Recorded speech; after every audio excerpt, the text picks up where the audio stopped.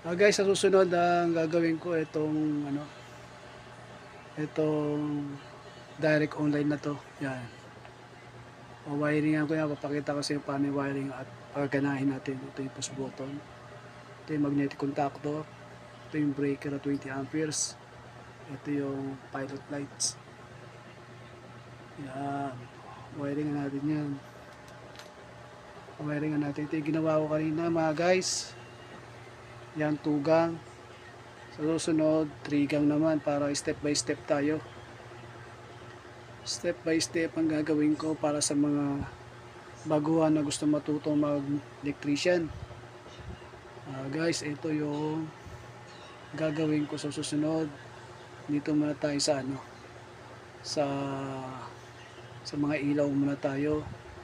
Tapos niya ng tugang, 3 gang. Tapos may mga outlet na siya ang susunod.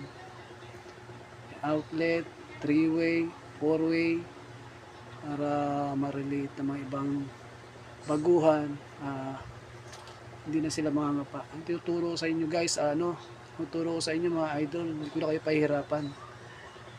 Una yung dapat na bibigay ko na sa inyo, paano tumakbo ang kuryente. Yan, kailangan meron kayong tester. Yan, tester ako, dalawa. Yan, hiniram ko yung isa, sira kasi yung isa. Yan, isa ko na sira na yan. Yan, hiniram muna ako ng tester. Ayan.